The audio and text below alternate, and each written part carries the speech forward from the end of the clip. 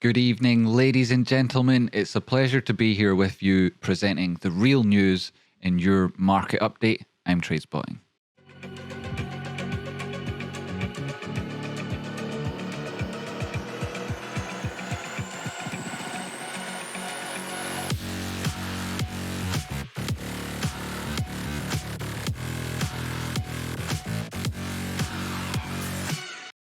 Coming up in the show today, we have a pragmatic breakdown of the producer price index and wholesale inflation data with the key points picked out for your benefit. We also touch on the big rise in US jobless claims, Elon Musk's appointment of a new Twitter CEO, and wild swings in the precious metals market. First up, the April Producer Price Index report was released and it reveals that prices increase less than expected. Economists had predicted a monthly increase of 0.3%, but the data showed a rise of only 0.2%, bringing the annual rate down to 2.3. The core PPI excludes food and energy. It also came in at 0.2%, in line with expectations.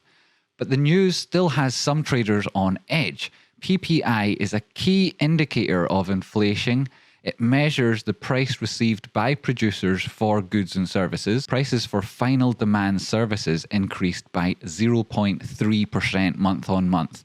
Now, that might not seem like a lot to you, but this is the largest increase since November 2022, and in specific sectors, it was very extreme. More than a third of the advance in the final demand service index stems from a 4.1% increase in the prices of portfolio management. Indexes for food and alcohol wholesaling, outpatient care, loan services, hospital inpatient care, and guest room rental all moved higher.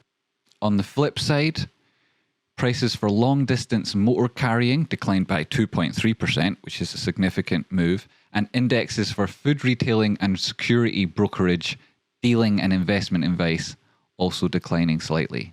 In addition to the PPI report and those important details that we picked out, we also saw the weekly jobless numbers. This sent shockwaves through the market earlier in the day. More Americans filed for weekly jobless claims than any period since October 2021. An whopping 2.5% increase. That's a huge move in such a short period of time. This news signaled a potential cooling in the labour market, as you can imagine. More people looking for work and wage inflation then potentially slowing.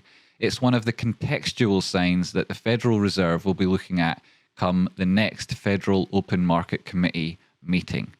To Twitter and Tesla now, where Elon Musk appears poised to make a change in his controversial tenure of Twitter, TWTR. He recently announced he has hired a new CEO to take charge of the social media platform. Musk tweeted on Thursday afternoon, "Excited to announce I have hired a new CEO for X/Twitter," which was music to the ears of Tesla investors. "She will be starting in approximately 6 weeks," he went on to say. "My role will transition to being executive chair and chief technology officer, overseeing product, software, and system ops."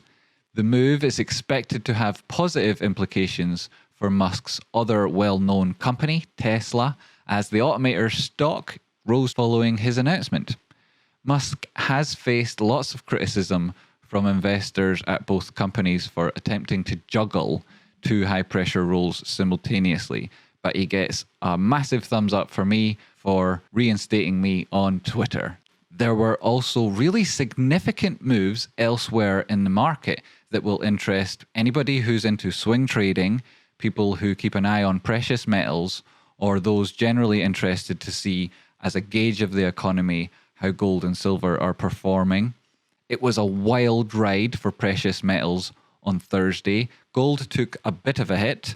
Silver and copper completely nosedived. The dollar started flexing its muscles, causing gold to fall for the second consecutive day.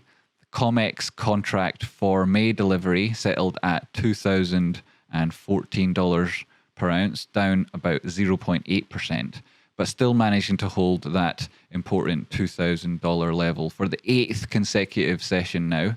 Silver, on the other hand, not so lucky. It suffered its largest one-day percentage loss in over 3 months.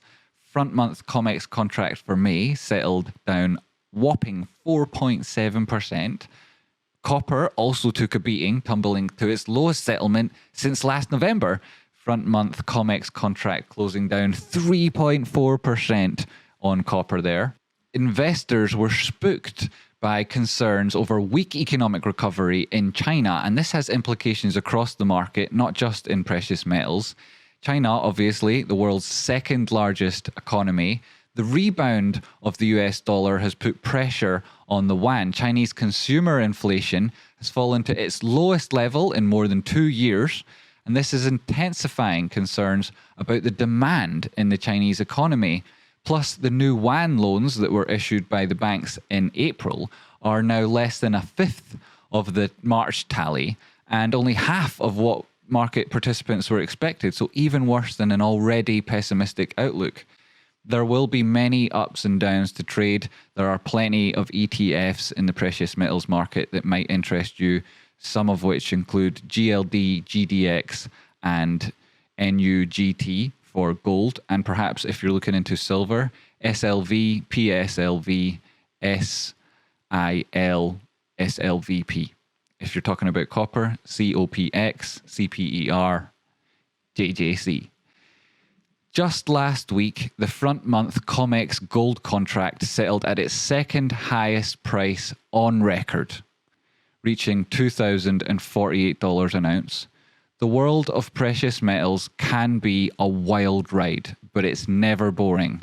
Overall, the market experienced major swings on Thursday, some very significant, due to new data on wholesale inflation, jobless claims, and the news out of China. Traders will be keeping a close eye on these numbers and adjusting their strategies accordingly. Let's take a look at the charts to mark out the distribution of probability and help you with your trades over tomorrow's close and beyond.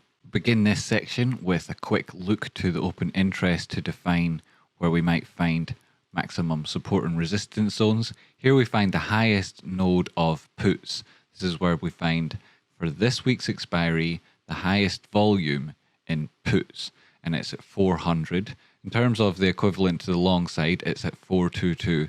So that would mark the extremes on either side of price, with both nodes in at around 410 for both put and call, with a put-call ratio of 1.59, which is dangerous because it's imbalanced to the short side. Shorts then having to close to equalize that means that price could go up again. Max pain comes in at 412, which if we go to SPY, we can see we closed at 412. The low of the day was at 409. This is a 4-hour time frame where again you can see we had a wick below that 50 simple period moving average, which was also into that zone that we said had always been a weekly wick, and body closes had always been above it. So does price action close below 410? It would be the first time in 3 to 4 weeks nearly. Does SPY push to the top side? If it goes to 415, where that top node looks like approximate to price action at the minute, then that would be a gap that we could fill. If that closes, do you go on to 422 in the extreme side of price action, or do you come back down alternatively, testing it around this previous gap 407, come to the lows at 404, and the extreme level where we find the 200 period moving average on the 4-hour also confluent with our open interest profile. So that gives us a good estimation of probability for price action tomorrow. Check the live stream ahead of pre-market for an up-to-the-minute update on SPY, VIX, and everything else that you might be trading. Thanks so very much for watching. Hit that like button.